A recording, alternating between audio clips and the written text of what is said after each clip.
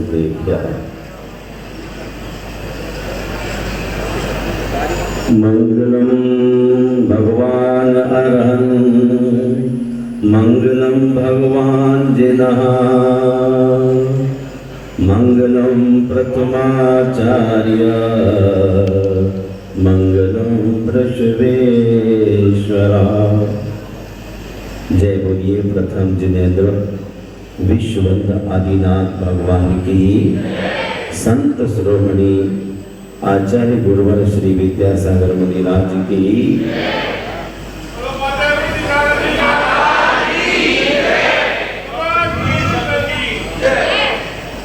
महानुभाव, वर्षा योग क्लब स्थापना इस बात की सूचना देता है कि संत जहां पर जिन धर्म की प्रभावना प्रचार में लगे हुए हैं, अब वो सब स्थिर हो जाए, क्योंकि सारी धरती जीवों का योनि स्थान बन रही है। बारिश की बूंदों ने जगह जगह उन जीवों के लिए जन्म दे दिया है, और जहां कहीं पैर गिरेगा जीवों की आराधना निश्चय ही है। अस्तु, जो जहां श्रमण है वहां ठहर करके जिन धर्म की प्रभावना में लगे। अहिंसा जीवन का प्रमुख धर्म है। अहिंसा की आराधना ही अध्यात्म की कपाट खोलने वाली है। और आज मैं देखता हूं जो अहिंसा को प्रस्तुत कर देता है उस व्यक्ति के लिए अभद्र सेन भी कहा जाता है। सम्यक दर्शन की 8 कहानियों के मत मैं देख रहा था। एक चुंबक जी ने एक मुनिराज की वंदना के लिए मन बनाया है, और वो सोच किया तो जा रहे हैं, रास्ते में बहुत सारे अंकुर हैं, और उन चुंबक जी ने उन भक्त सेन जी के कमंडल का पानी विद्या के माध्यम से सुखा दिया। उनके लिए सोच क्रिया को बैठ गए, पानी सूख गया, मुश्किल में आकर आजू बाजू देखा और कोई दिखा नहीं, तो तालाब में पहुंचकर किनारे शुद्धि करके मिट्टी से हाथ धोकर बाहर आ गए। अंकुरों पर चल रहे थे। चुंबक जी ने उनका नाम भव्य सेन की जगह अभव्य सेन रख दिया। महानुभाव, अंकुरों पर चलना जैन मुनि के लिए वर्जित है। जैन मुनि के लिए अनछना पानी भी वर्जित है। इसलिए मैं आपसे कहता हूं, जरा सी बात से मतलब बदल जाते हैं। जरा सी बात से मतलब बदल जाते हैं। उंगली उठे तो बेइज्जती। जरा सी बात से मतलब बदल जाते हैं। उंगली उठी तो बेइज्जती, और अंगूठा उठा तो तारीफ।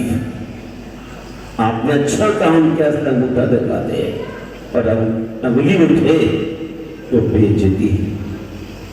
बरसात के दिनों में हम आप सभी के चाहिए कि अहिंसा के पथ पर चलने का पुरुषार्थ करें। वर्षा योग आत्म साधना के लिए आहूत करता है। वर्षा योग कोई फंक्शन का उत्सव नहीं करने वाली बात।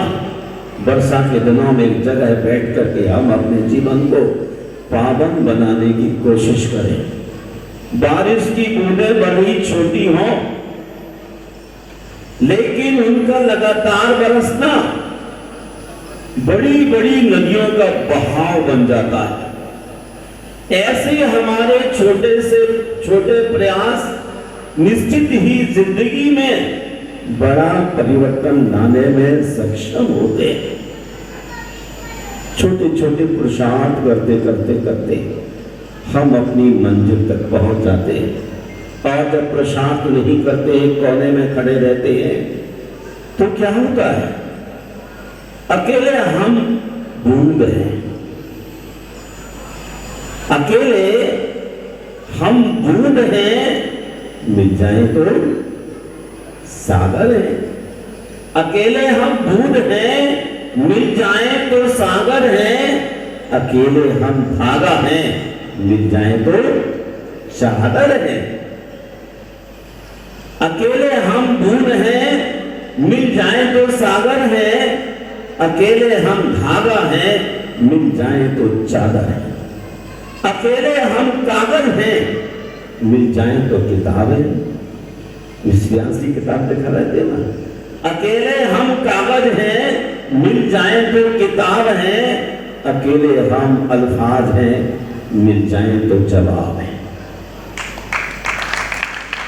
अकेले हम पत्थर हैं, अकेले हम पत्थर हैं, मिल जाए तो इमारत है। अकेले हम दुआ हैं, मिल जाए तो इबादत है। इन दोनों हम सभी को बैठ करके 5 प्रभुओं की इबादत करना है। कोरोना काल में बड़ी दूरियां बढ़ाई गई, बहुत दूर दूर लोग होते गए। आज निश्चय ही मैं अपनी आंखों से देख रहा हूं, इतने सारे लोग बरसों के बाद, और इतने करीब लोग, ये तो ऐसे कांपते थे कि हवा ना चलने पर पीपल का पत्ता जैसे हिलता है ना, ऐसे भैया लोग डरे थे। बिल्कुल वाटर प्रूफ, एयर प्रूफ जो भी थे उसके अंदर बंद थे। लेकिन आज राजेश भाई भारत चैनल भी उस तिजोरी से निकल के बाहर आ गए। कब तक अंदर रहोगे आप? कब तक अकेले रह सकोगे? अब आपको अंदाज हो गया, मुनि महाराज पूरी जिंदगी अकेले जीते। मुनि महाराज पूरी जिंदगी अकेले जीते हैं, आत्म साधना में लीन रहते हैं, और आप थोड़े दिनों, महीनों और वर्ष में डिप्रेशन में चले जाते हैं। कौन बड़ा आदमी है डिप्रेशन में आने वाला या मुस्कुराने वाला? पूरी जिंदगी मुनिराज अपने आप को अलग रखने की कोशिश करते हैं। अकेले हैं हम, बूंद मिल जाए तो सागर है। महानुभाव, जिंदगी में आपसे कहना चाहूंगा कि जीवन में 2 चीजें बड़ी कीमती होती हैं, उन्हें व्यर्थ न गंवाएं। अन्न के कर्ण और आनंद के क्षण। आज मुस्कुराने का दिन है, मुस्कुरा लीजिए। आज झूमने का दिन है, झूम लीजिए। हमारा अभी शिष्य बैठा हुआ है, आप कलश में हाथ लगाएं ना लगाएं, 5 प्रभु के चरणों में एक सलाह रखें ना रखें, लेकिन आनंद के क्षणों में आप डूब जाए। जो व्यक्ति आनंद के क्षणों में डूब जाता है और अन्न के कण मिल जाने पर अन्न का उपयोग करता है, भोजन मिलने पर जूठा नहीं छोड़ना चाहिए, और भक्ति के क्षणों में कभी चूकना नहीं चाहिए। दोनों ही चीजें हमारे जीवन को ऊंचाई देती। पवन भाई कह रहे थे, कलश की स्थापना तो बाकी रह गई है, क्या करूं? मैंने तुम्हें कुछ करना ही नहीं, तुम्हारे करने का काम ही नहीं है, तुमसे होगा ही नहीं। वो तो पारसनाथ ही सब कुछ करा देगा। क्या आप सोच रहे थे पारसनाथ का मंदिर बनेगा कांटों वाली गली में? लेकिन पारसनाथ को तो ना बैठना था, और शांतिनाथ क्या से चल के महावीर तक पहुंचे, और महावीर से फिर राणा प्रताप के सेंटर में पहुंच गए। आज एक बहुत विशाल बात, बहुत बड़े दिव्य जिनालय के निर्माण की ओर हम जा रहे हैं, लेकिन हमें इस बात का ख्याल रखना है कि आपका द्रव्य ईमानदारी का इस मंदिर में लगना चाहिए। ऐसा नहीं कि किसी भी आदमी का द्रव्य लगे। द्रव्य वो हो जो नीति और न्याय के माध्यम से अर्जित हो। मैं आपसे एक और बीच में बात शेयर कर देना चाहता हूँ। जब मंदिर की ड्यू रखी जाएगी तो मंदिर में ईंटें नहीं लगेगी, वहां पार्श्वनाथ शिला लगेगी और हर शिला के ऊपर हर परिवार के व्यक्ति का नाम होगा। हर शिला के ऊपर हर व्यक्ति के परिवार का नाम होगा। वो चाहे तो डिजाइन आपको दे देंगे, आप वो शिला सोने की बना के लाएं, चांदी की बना के लाएं, मार्बल की बना के लाएं, ग्रेनाइट की हो, वो शिलाएं उस भूमि के अंदर स्थापित की जाएगी। इसलिए आप तैयारी कर लीजिए। बहुत ही निकट भविष्य में एक कलश भी वहीं पहुंचने वाले हैं जहां शिलाएं रखी जाएंगी। कोई सौभाग्यशाली व्यक्ति होगा जो अपने हाथ से कलश को भी रखेगा और उन शिलाओं को रख करके अपने जीवन को स्थिर बनाने की कोशिश करेगा। जरा सी बात से मतलब बदल जाते हैं। उंगली उठे तो बेइज्जती और अंगूठा उठे तो तारीफ। यहाँ केवल तारीफ ही मिलना है पांच प्रभु के चरणों में। उन्हें किसी से कोई शिकवा शिकायत नहीं थी। कमर जैसे आदमी ने अनेक जिंदगी तक मुश्किलें खड़ी की, लेकिन कमर से कुछ बोले नहीं। मैं भी आपसे कुछ नहीं बोलता हूं, बोलता ही नहीं हूं, केवल दृष्टा की तरह सुनता हूं। रविंद्र भाई आए, बोले महाराज जी एम्बुलेंस एक दो चल रही है, मेरी इच्छा है। मैंने कहा देख लो, तो मैंने अभी मुस्लिम वोट दी। ऐसे ही एक भाई यहाँ बैठे हुए हैं, कहाँ गए बच्चे हुए, देखिए पगड़ी लगाए बैठे हैं। आप सोच सकते हैं, पूरे अशोक बिहार के लोग सोच सकते हैं, इनसे भी सैकड़ों अमीर वहां बसे पड़े हुए हैं, अनेकों लोग अमीर पड़े हुए हैं, लेकिन आज्ञा सब व्यक्ति एक बार इशारा करते ही इन बच्चों का तुरंत जुड़ा किया गया।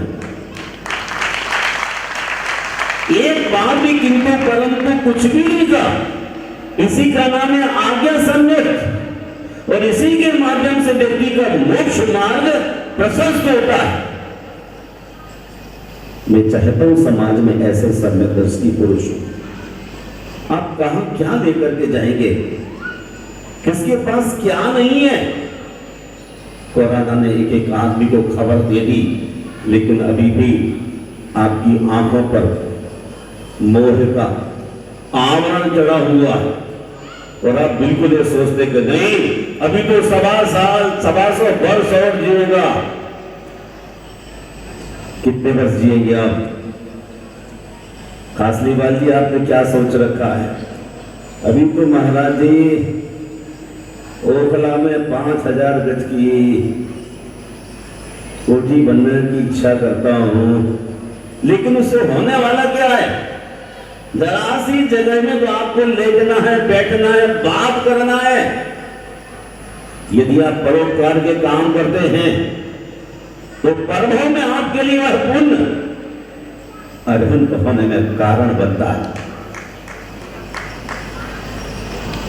आप ये सोचते हैं किसी बड़े गुरु के चरणों में चलते हैं जिसका इंटरनेशनल का नाम हो, वहां हम 5 करोड़ दे के आएंगे, लेकिन ये भावों की बात है।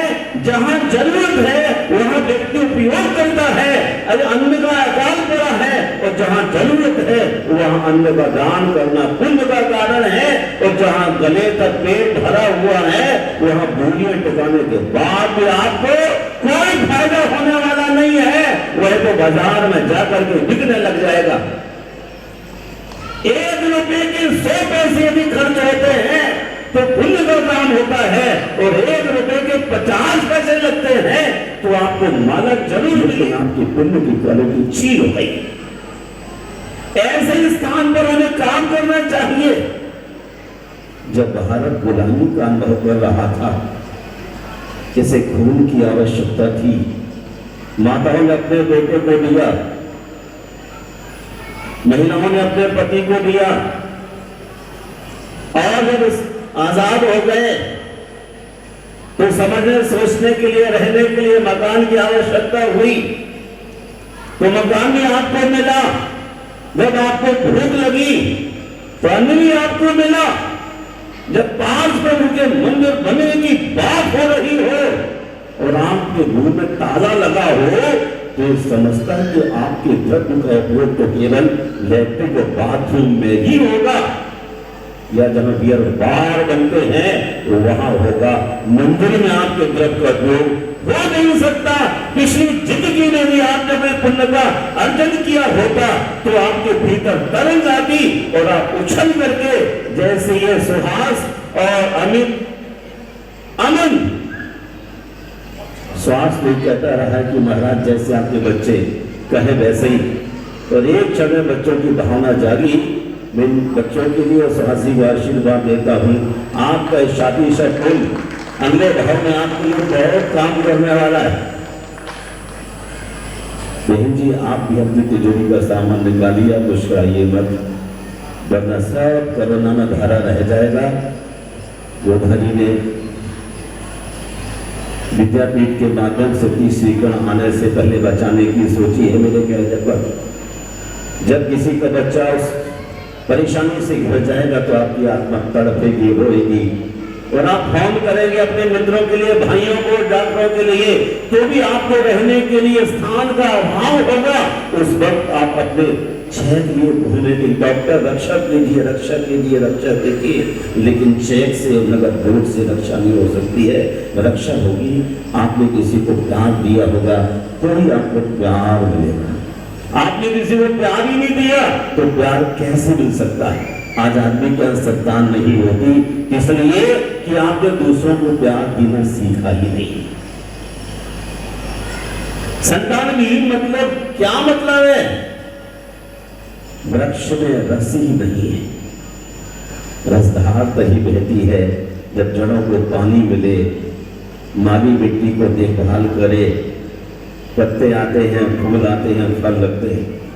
जो बहुत अमीर आदमी होता है उसके लिए आज तो टेस्ट ट्यूब का बच्चा लेना पड़ेगा, अथवा भाई सब चाइना से मांगना पड़ेगा, गंगवाई अब तो चाइना से मांगना पड़ेगा आपको। दुश्मन अलबत्ता हो, क्योंकि आपने सारी शक्तियां अपनी खो दी, जंगल काट डाले हैं, ऑक्सीजन बची नहीं है, सिलेंडर एक एक व्यक्ति की पीठ पर टंगा हुआ पाया जाएगा, एक एक व्यक्ति की पीठ पर आने वाला तक कह रहा है। और आप यदि पार्षद भगवान के चरणों में श्रद्धा रखते हैं, भक्ति रखते हैं, और दूसरे की पीड़ा को अपनी पीड़ा समझते हैं, पराई आंख के आंसुओं को पोंछने की हिम्मत रखते हैं, तो आपको कहीं परेशानी नहीं आएगी। पांड्या जी, आप क्या लेकर के जाएंगे? आपके दोस्त बैठे यहां पर भी, क्या लेके जाओगे आप? सिकंदर की तरह सारी संपत्ति लेके जाना आप लोग सब। देखो लेके नहीं जाओगे तो मैं कहूंगा भाई सब लोग मिलके पहुंचाओ का सामान, ट्रकों में लोड कराइए और पहुंचाइए। जाएगा क्या? बोलो ना, देखो जाएगा क्या? एक सही भी जाने वाली नहीं है। जब मोदी जी ने रात में आपको झटका दिया तो चित्त हो गए थे, एक मोदी जी के झटके में आप चित्त हो गए। महावीर तो भीतर आके झटका बहुत सारे मार सकते थे वो, पर भीतर आके कुछ नहीं बोलते। जो रागी है वो रागी को करंट देता है, भीतरागी कभी करंट नहीं देते हैं, इसलिए आपको डर नहीं है। कोई क्षेत्रपाल पद्मावती हो तो आपको डर लगेगा कि हावी न हो जाए कोई, है ना? अगरबत्ती लगाएंगे, फूल चढ़ाएंगे, माला चढ़ाएंगे, ये चढ़ाएंगे, कुछ रखना चाहेंगे, और भीतरा भगवान की आपको कोई परवाह नहीं है। उन्हीं की आज्ञा से जी रहे हैं। धर्म से आपके यहां धन नजर आ रहा है, आपकी भूल है, बड़ी भूल है। जिन्होंने धर्म को अपनी शरण मान ली है उन व्यक्तियों का उद्धार हो गया है। मैं आपसे कहना चाहता हूं, समय आपका हो रहा है, मेरा बहुत बहुत आशीर्वाद है। आचार्य भगवान श्री विद्यासागर महाराज का 50वां संयम स्वर्ण जयंती महोत्सव जब तालकटोरा स्टेडियम में घोषित किया गया था, जब सारे महानुभाव वहां विद्यमान थे, लेकिन वो कहाँ गए? हमने विश्वविद्यालय की घोषणा की थी, लेकिन पूरी नहीं कर पाए आप। हमने यूपीएससी के एग्जाम के लिए निर्माण बिहार में एक प्रकल्प प्रारंभ किया, जहां 30 बच्चों के रहने की स्थिति बनाई गई, और इस वर्ष 5-6 बच्चे एग्जाम देने वाले हैं, जैसे 5 बच्चों के पास होने की उम्मीद। मुझे रात को बाल छोटा अंतराय न हो या बड़ा हो, अंतराय आएगा तो छोटे बाल का भी होगा, बड़े बाल का भी होगा, और आपकी जैसी भावनाएं हैं वैसा करके हाथों हाथ अपने पुण्य का बंद कर लीजिए। मैं ग्राम की ओर जाता हूँ। मुझे बहुत ही अच्छा आज महसूस हो रहा है कि आपके हौसले थोड़े बुलंद हुए हैं, आप डिप्रेशन की भूमिका से बाहर निकल के आए हैं। मैं आप सबके मंगल की कामना करता हूँ।